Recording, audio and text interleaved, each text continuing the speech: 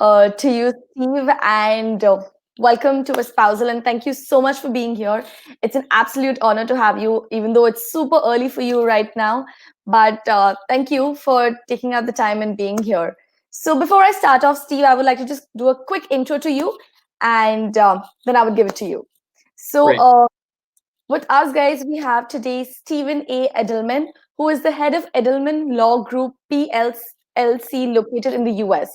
And he's also the vice president of the Event Safety Alliance, which is an international association. His law practice focuses on risk and safety at live events throughout North America, and he served as an expert witness in crowd related lawsuits. He was lead author of the Event Safety Alliance Reopening Guide, which has been translated into nearly a dozen foreign languages. He is a law school professor teaching risk management in venues, author of the Edelman on Venues blog, and Ask Steve video series explaining legal issues at live events. And he frequently appears in news coverage analyzing safety and security incidents at public accommodations. I mean, wow, Steve, that's a lot. You write a blog, you do lives, you have written a book, and you're also a professor. I Yeah, mean, I'm a big deal. Just say it. wow, that is just a lot on your plate. I mean, is that something that you don't do? um, I don't normally get up at 3:30 in the morning to give presentations, but obviously I'm glad to do it for you.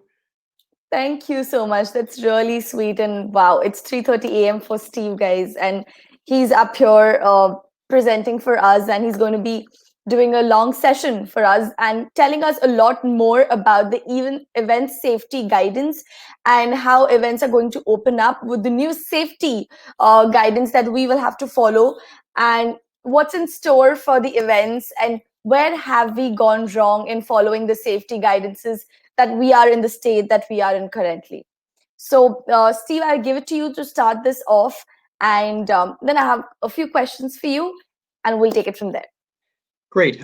Thanks very much. And hello, everybody. Welcome from the early morning hours in Arizona in the United States, where I am right now. Um, so, as Chika has told you, I'm a lawyer and a safety and security expert regarding live events, which includes every sort of live event from stadiums and arenas to concert venues, um, large stores, weddings, celebrations, really any place where people get together in public to do pretty much anything. Um, that's the world that I deal with because there are risks, there are safety problems that need to be identified and then managed. And that's what we do. That's how we normally get through the world. Um, During the COVID-19 pandemic, there are additional risks, there are complications, and even things that were relatively easy before, or we thought we knew what to do. It turns out that those things are made much more complicated by the requirements of COVID 19. And let's just get it out on the table right now because it's so basic. And yet I feel like the words need to be said. So this is almost like call and response. Say it with me, people. The three things that everyone needs to do to keep themselves healthy and safe during this pandemic are social distancing, 2 meters away from the next person unless you've been with them all along. So 2 meters of social distancing, wearing a face covering so that your aerosolized droplets, your germs that you breathe, don't get on somebody else and infect them. And then washing your hands, keeping your hands clean, either with soap and water or, well, here's my hand sanitizer, and hopefully you have some nearby also. So, those are the three simple things that everyone needs to do in order to stay healthy and safe during this pandemic. And the fact that there are only three of them, and they are pretty simple, you would think would have made this attempt to reopen during the pandemic less tortured, less difficult than it turns out it has been. But as you most likely are in India and I am in the United States, we are in two parts of the world that have had the most trouble Right. following three basic rules. And so, I have written some guidance along with some very smart friends of mine, and I'm happy to share a few pearls of wisdom with you um, that Right. So relate could we hear specifically to this topic. something about the Event Safety Alliance reopening guide? I mean, how did you come up with the idea of writing something of this sort? And, what is the book all about? Can we get to know a little more insights about the reopening guide? Of course. So I'm vice president of a trade association called the Event Safety Alliance. And in the US, things shut down in the second week of March. That's when our world shut down. Certainly, live events, all general admission spaces were officially closed in the second week of March. Um, I run an association for the organizations that were all closed first. We were first to close. We are the last to reopen. And so I Right. was I was watching what sort of guidance is there? What is the level of knowledge of people who are in decision-making positions, our elected officials, our public safety officials here in the US and around the world? And what I observed was, and I say this respectfully, our government leaders have no idea what live event people do for a living. They don't know what operational challenges we routinely deal with. They don't know how we solve problems because they don't even know what problems we address. And that's not surprising. They do their job and we do ours. So by April, it became apparent that the first thing that would be necessary is to teach people some things that they would need to know in order so that they could help create some basic rules. Whenever it's safe to reopen, how would one do that? Right. And the short answer to your question is by mid-April, when I realized that our elected officials didn't know how to help us, I realized we as an industry need to help ourselves. And that's what we've usually done anyway. And so I gathered what turned out to be 300 industry professionals from around the world. Wow. And we wrote the Event Safety Alliance Reopening Guide, which came out May 11 and was one of the very first comprehensive treatises about all of the operational issues one would need to address in order to reopen safely during a pandemic. And I'm pleased to say it's held up pretty well. There's been a lot more guidance that has come out since ours, and I think mostly it says, other guidance says many of the same things that ours does, for more specific purposes or just slightly different types of events or venues. But the Event Safety Alliance reopening guide, I think, is still quite useful. I reread it just a few days ago and was very happy to see all of the things that we anticipated as being important and figured out how to address them very early on. So that's the Event Safety Alliance reopening guide. Amazing. I mean, that is something. So if I would ask you that, what did you do in the pandemic?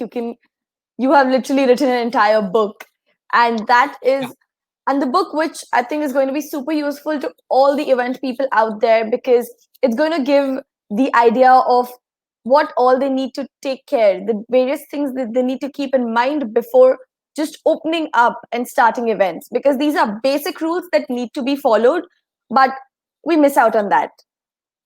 Yeah, that's right. So again, let's not overcomplicate this. During this pandemic, there are three things that one needs to do. Only three, and they're not hard. Let's do them again, just to be clear.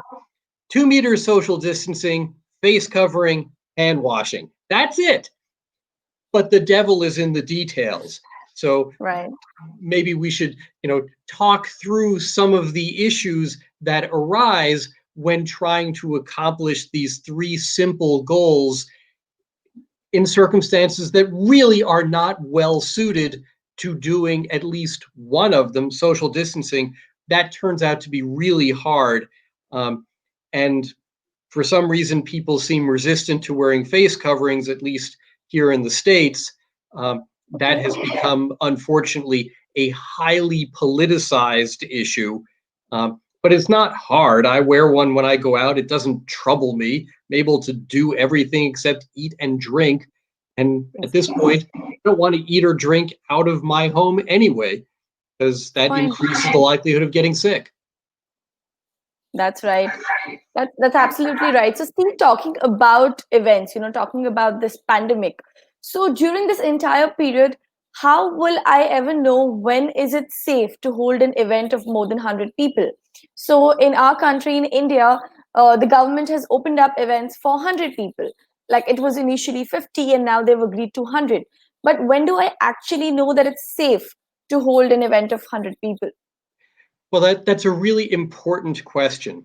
And that was actually the very first question that we thought was necessary to address when we started thinking about writing what became the Event Safety Alliance Reopening Guide, which is elected officials, they're going to just come up with a number.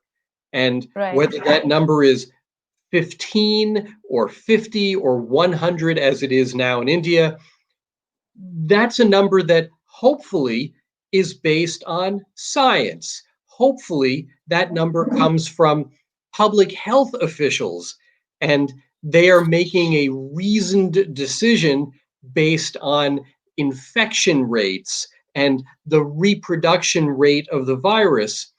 And there is quite a lot of data now, and probably there was quite a lot of data even at the beginning, but we didn't know what to look for. Now, even fairly normal non-science people like us, we can look up, the R sub T rate, which is the reproduction rate of infection. And if that rate is below 1.0, we say, yay, us, that's good. That means that we are beating the virus. It's reproducing less than 100%, and eventually that gets you down to 0 or something close to it.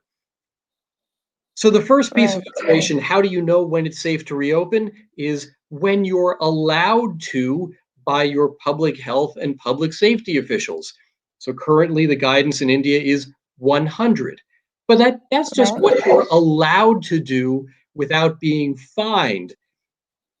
Really, the issue is within that 100 person limit that currently exists, what are you able to do? What are you in your particular circumstances able to do safely? So if you have a very small space, but technically you're allowed to have 100 people in it, that doesn't mean that you can maintain 2 meters of social distancing. Because if you can't, then you cannot open to 100 people in that space. So both things need to be true.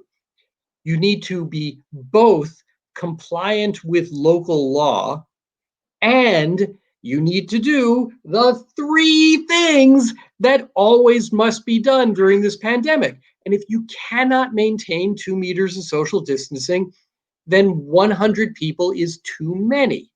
And that number is going to be smaller than 100. And unfortunately, that's just the way it is.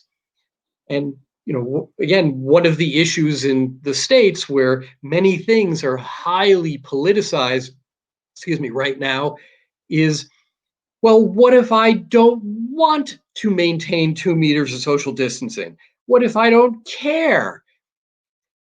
And the problem with that is COVID-19 isn't interested in what we want. It doesn't allow us to reason with it or to say, well, today I really want to be near my friends. I miss having a hug, so today I'm gonna cheat. Like going off a diet for a day. You can't do that with a pandemic because that will be the day that you become infected. Right. It's really hard to be that disciplined every day in a way that we've never had to be disciplined at all before. So that's why it makes us all so nuts. You know, I do Yes. want to go out. I do want to play. I do want to, hug my friends. I haven't touched another human in such a long time. And, it's really difficult. I'm not used to that. But that's preferable to being on a ventilator. That's preferable to being, among the statistics of seriously ill or dead. And, that's really what we're talking about. I don't mean to be alarmist. I'm not. That's just reality. So, how do you know when it's safe? When your public health and public safety officials say that you can, theoretically, you're allowed to, but really when you're allowed to and within the limits that COVID-19 imposes on all of us every day, all the time. So that's the full Right. answer. I mean, that's right. The government officials do tell us, okay, this is the number that's acceptable, and hence they open up for that. But okay, for example, I'm doing a wedding. I'm doing my wedding where I'm calling 100 people, for example, because that is the limit given to me. But if I ask all my guests to just check their temperatures before they come to my wedding, even like before they enter my wedding at the door, I get their temperature checked. Steve, is that good enough to protect everyone? Is just the temperature check sanitizer good enough to protect everyone? Unfortunately, it's not. Um, and Okay. COVID-19 presents a lot of problems. It's a pandemic, and it's hard for us to wrap our minds around what a pandemic means and how serious it is. But this is a global killer, and we all know Right. that. You don't need me to say it. But in Right. this case, COVID-19 is sneaky. It's insidious. That's the proper word, insidious. It's hard to detect. So, why is checking people's temperature at the door not sufficient? Because something like 40% of all people who are infected will be asymptomatic carriers, Exactly. meaning they won't have a temperature. You can Right. swipe their forehead and they will show proper normal temperature. And Exactly. and that's just the way it is. And even people who ultimately do show symptoms will be most infectious when they are pre-symptomatic, before they show symptoms. So, Okay. all of the good practices that you should do, you should check people's temperature. You should make them wash their hands and have lots of, hand sanitizer like I do. This is not a prop. This is really where my hand sanitizer always lives. And you know that because we've talked Yes. before. This is in fact my hand sanitizer and I use it. But Right, Steve. But COVID-19 doesn't show that it has infected people. And so we always encounter a certain amount of risk, even when we do the right things. That's why this is such a difficult virus to defeat, because it's impossible for us to know every place that it has gone, every one that it has infected. All we can do right. is do our best. Right, that's true. But then I would talk from India's point of view because this is something that I have been seeing. Well, right now, if I go out, yes, my restaurants are all open, or I'm allowed to go dine out. There is social distancing. I mean, if I'm sitting on this table, the tables right and left to me will not be allowed for anyone to be seated at. They will check my temperature. They do tell me to sanitize my hands and they do sanitize my shoes. but that's about it. And then they say that it's safe to go in. But but considering what you are saying, is it really safe to go out even after following? I am wearing my mask. I do carry my sanitizer. I keep sanitizing maybe every 5-10 minutes. I'm not touching anything outside. I am just going to a restaurant. They do check me thoroughly, my temperature, and they let me in. Is that good enough? Is that safe enough? Because the entire country is following that right now. Everyone's out. It depends. And that's such a lawyer answer, but it's the right answer. So the answer to your question is it depends. And really what it depends on is where we are talking about. So Mm-hmm. the scenario that you described works pretty well outdoors. It works much less well indoors. And the reason Okay. has to do with ventilation, air movement. And so Okay.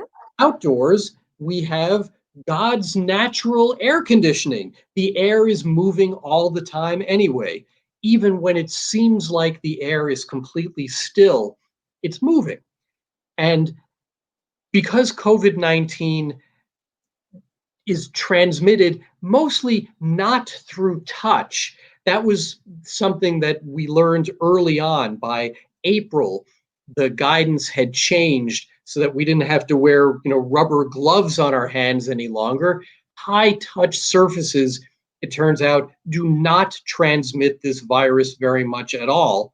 So that was very good. I didn't like wearing those gloves. I don't know how doctors do it all the time. Um, High touch surfaces do not transmit the coronavirus to people very well because mostly it dies on contact.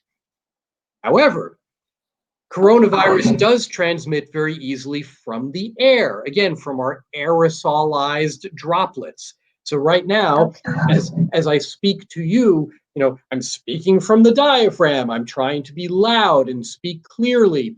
And as a result, my droplets are leaving my mouth and they're going forward before they go downward.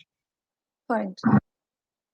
Indoors, the air doesn't circulate enough, and so my droplets will go farther. They will reach other people more likely than if I am outdoors, when my droplets will go into the air. And that's quite simple. Okay. It's actual just basic physics, but it happens to Right. be true. And so the reason that we're told to wear a face covering is then your droplets, when they leave your mouth, stay in your face covering. They stay in your mask, and Yeah. you will not spread your germs to the people sitting to your left or to your right. And that's so important in any public space.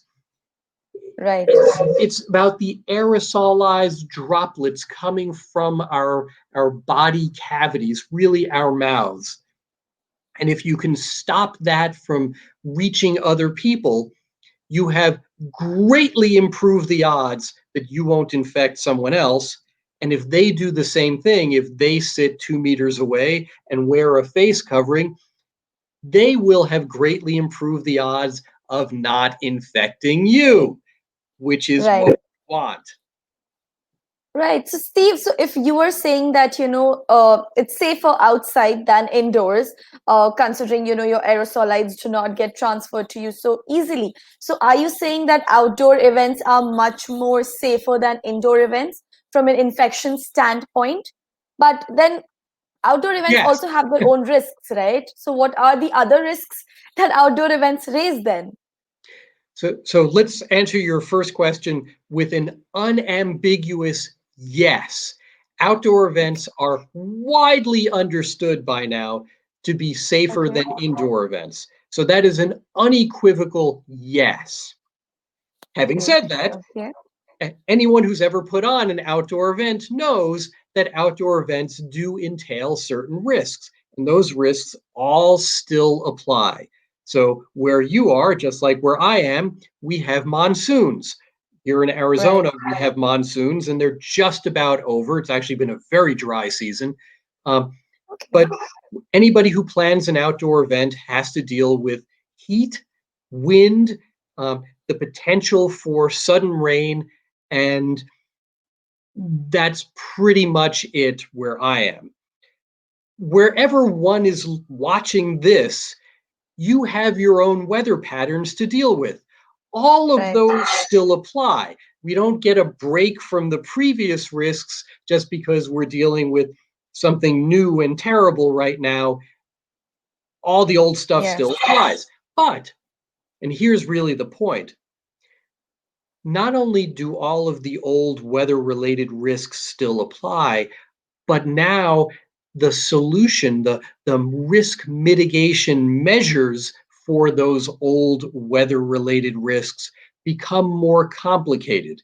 Here's an example. Okay. When there is a monsoon, what we all do, well, some people just stay out and get wet because it's nice and cools you down for a little bit, but most people don't want to get soaked, and so they run under some shelter. That's Right. what we do here anyway. And We that's, do that too. of course it is. It's what everybody does. You don't want to get your nice outfits soaked, especially on a Right. wedding or some other celebration. So Right. we all run and huddle under whatever shelter there is, and look around at the people next to us and say, "Wow, that was that rain's really coming down," and we laugh and we, "Oh my God, what's going to happen with the cake?" But you can't do that the same way during a pandemic, because if you are doing that, if you're standing under some shelter in close proximity to other people as the steam rises off of their soaked garments, you're not keeping 2 meters of social distancing. Right. And so everybody running to the same shelter doesn't work now. And besides, if everybody has just run from, the middle of a celebration where, people are doing something wonderful and they're all wearing beautiful outfits, I'm guessing that many of them won't be wearing face coverings either because they want to look beautiful for pictures. And really, who could blame them? Except that that doesn't work when now everyone is standing huddled together indoors, not maintaining 2 meters of social distancing, not wearing face coverings, because now they are in precisely your restaurant scenario, except all of the worst features from an infection standpoint are right back in our world again. And so, are outdoor events better than indoor events from an infection standpoint? Yes, unequivocally yes. However, outdoor events do present problems. We all know that. And now those problems, the solutions to those problems, have to be filtered through the three things that we all need to do all the time until there is a vaccine that is so widespread that we have developed herd immunity in our respective countries, and therefore the risk of getting sick is much lower, and we don't have to worry about 2 meters of social distancing, face covering, hand washing. But until then, any weather related plans have to factor in those three requirements. Right. So, considering those three requirements, Steve, but other than that, is there anything else that you want to say into how can I plan a safe outdoor event these days? Um, Really, it's just not, I would be repeating myself. It's not that complicated. Three things. I keep holding up my Okay. same three fingers to underscore the rules don't change. They don't change. They will not change. I'm still holding up my same three fingers. These rules, these three rules, will not change until there is a vaccine, but not just the day that a vaccine is announced and suddenly our elected officials tell us, "Yay, there's a vaccine. Congratulations everyone. It's like the end of a war." No, it's not like that. It's not like, a bunch of people wearing uniforms with medals sign a treaty and then suddenly everybody lays down their weapons and goes home. No, Right. disease doesn't work that way. And so even when there is a vaccine announcement, whenever that happens to be, whether it's this year or next year at some point or whenever, Mm-hmm. then then the other part of the challenge is going to be enough people have to get the vaccine, they have to get the Right. injection Right. to develop herd immunity, which Right. requires so many people to have gotten the vaccine that the rate of infection drops and keeps dropping until it simply is unlikely that someone would receive enough germs, enough COVID-19 germs to become sick. That's going to Okay. take a while. So the Right. fact that there are only 3 things that we need to do is good, because this is not going to be over in November if there is an announcement that suddenly there's a vaccine. That's not the end. The end is when so many people have gotten the vaccine, however many shots it's going to take, that in our region or our country or our part of the world that there has been developed herd immunity. That's going to take a while. So Right.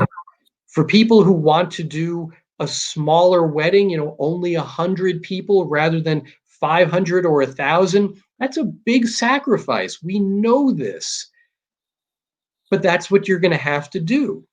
And maybe, as you and I are talking remotely, halfway around the world, maybe Yes. that's part of the solution for people who want to do, fabulous events right now. If the timing is so important, then, do your event. If the space is large enough, have 100 people and then invite everyone else to do what we're doing right now, participate remotely.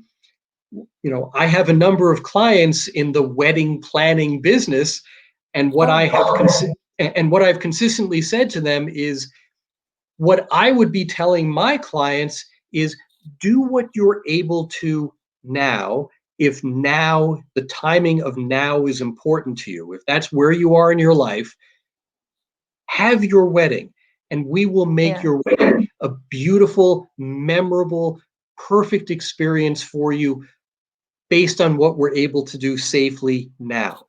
And then when this pandemic is really done, and there is herd immunity and we don't have to maintain social distancing or wear face coverings, or I think washing our hands is just smart, and I hope that's a habit that stays, because Yes. frankly hygiene was kind of disgusting a lot of places before, and this is an improvement.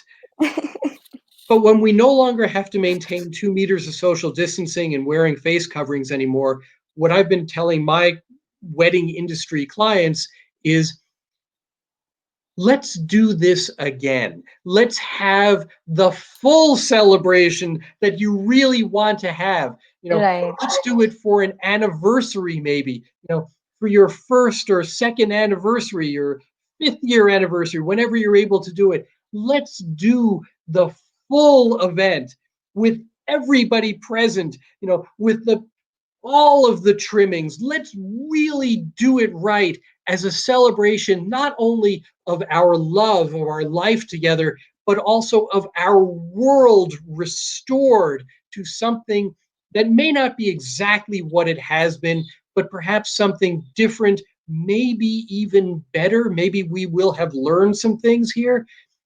So Yes.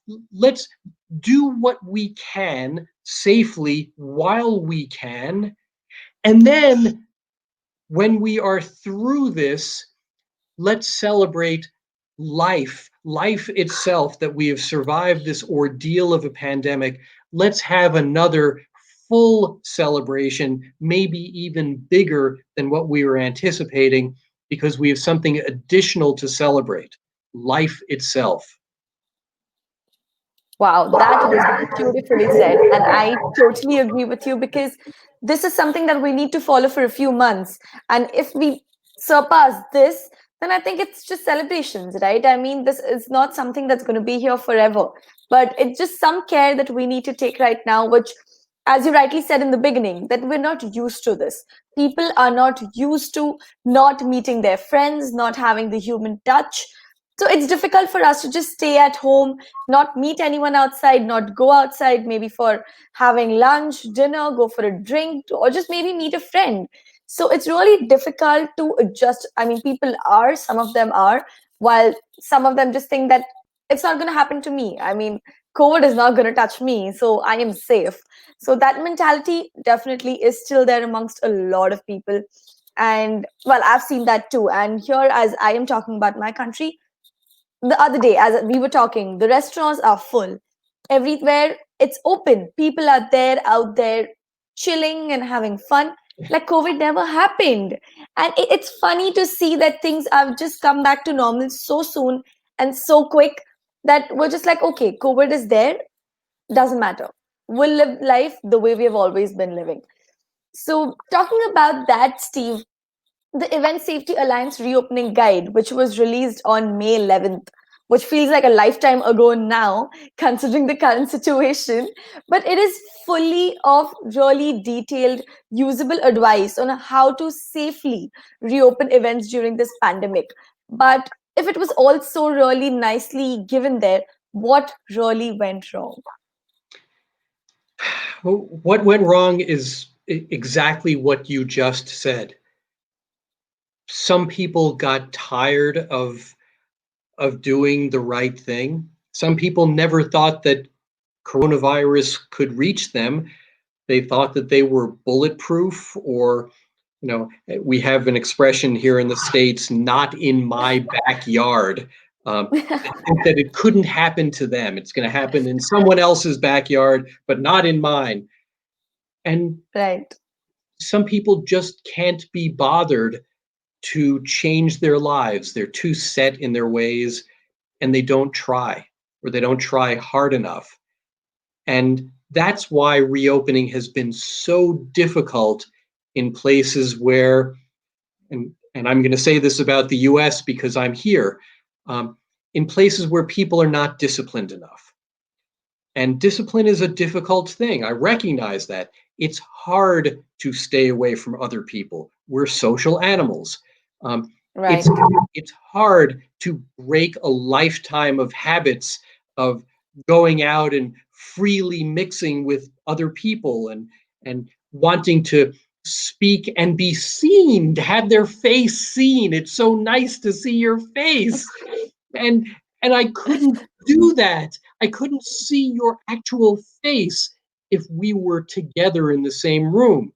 So one of right. the things that being on a video conference halfway around the globe, one of the benefits is that I can actually see your full face. I can't do Yes, that when I go to a store in my own town, but here that's I true. can. It's hard. It's hard to change a lifetime of habits. That's what went wrong. There's no absence of guidance. There's no absence of scientific advice about what to do to keep ourselves healthy and safe. I keep showing the same three fingers because it's not hard. It's not. It's not complicated. It's not difficult. It's not like we have to push heavy stones up a hill in order to not become infected. We don't. Nonetheless, for many people, it simply has been too hard for them to maintain the necessary discipline all the time. They Right, want, they want a break, and the disease does not offer a break. And that's why the Event Safety Alliance reopening guide, although it is robust, it is full of excellent guidance, which has, I believe, stood the test of time. Why it has not, along with the many similar pieces of guidance that have followed, why it has not solved our problem. It's because we're human. And sometimes we are resistant to doing what's in our own best interest. That is not an uncommon scenario. We're all used to people who can't seem to help themselves, even when what they need to do is obvious to us. Um, Right. Lots of people engage in self-destructive behavior, and unfortunately, this pandemic is no exception. Um, so our humanity is the reason that this pandemic is so difficult to beat, because it plays into our own weaknesses, our own our own unwillingness to change, our own unwillingness to believe that we need to.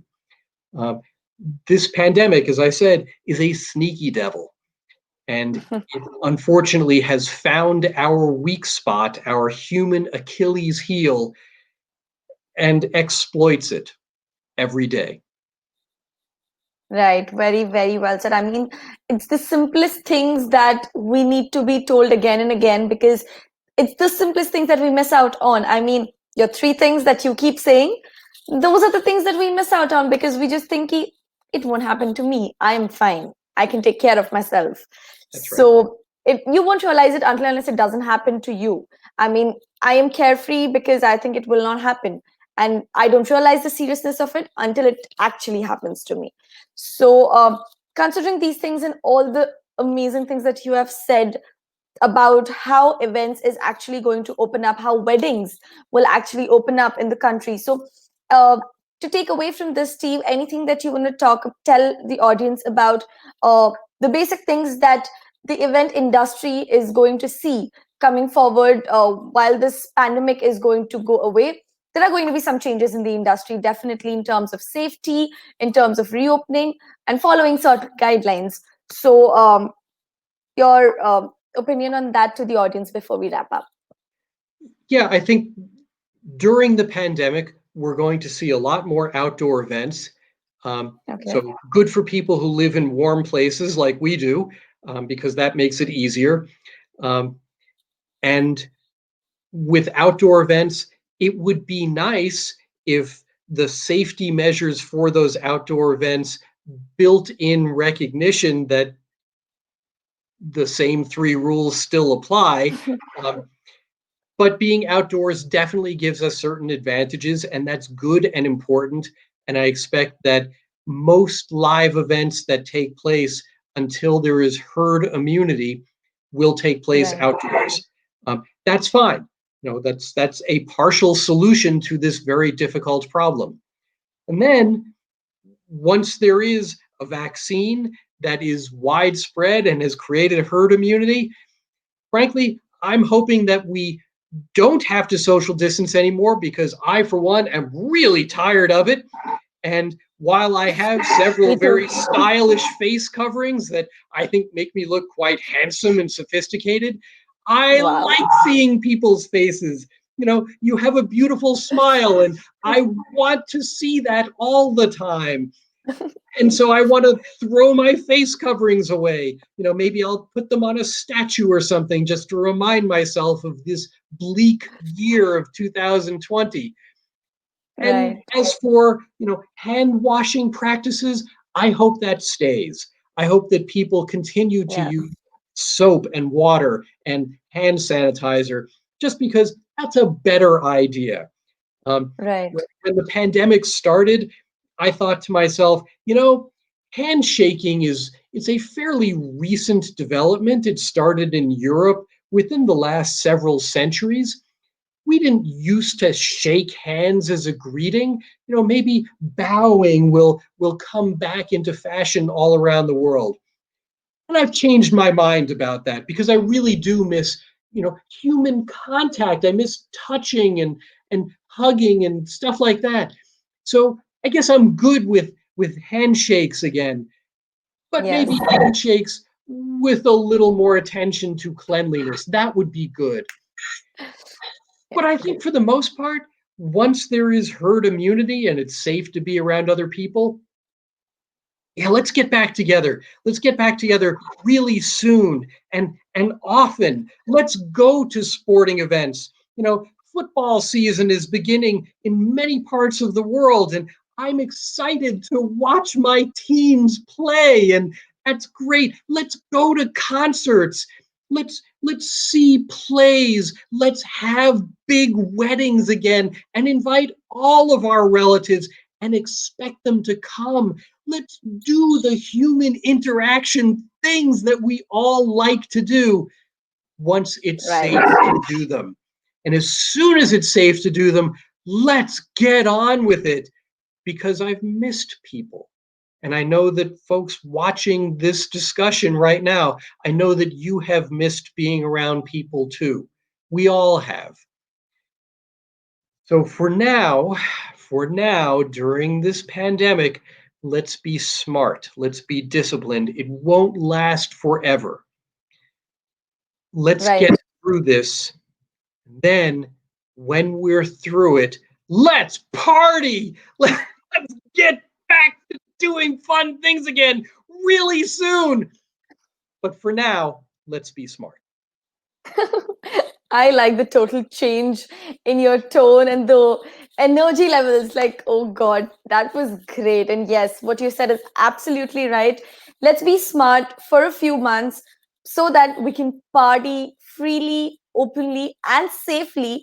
It's just a matter of a few more months. I mean, this entire year is anyways Oh, gone. I mean, we're already in September now. So this year is almost to the end of it, and we didn't even realize it because we've all just been stuck at home. So let's wait for 2020 to pass and let's hope for a kick ass 2021. Safe 2021, where we're working, we're doing all events, we're going to parties, we're meeting our friends, meeting our family members, hugging them, and handshaking. So everything is going to be possible. Let's just be smart. And thank you, Stephen, for that, to give that amazing insights into the basic things that people miss out on following, because of which we are where we are in today's times. So thank you once again for your time. And it was an honor and a pleasure to have you at Espousal Online. thank you very much. I appreciate it. Thank you. And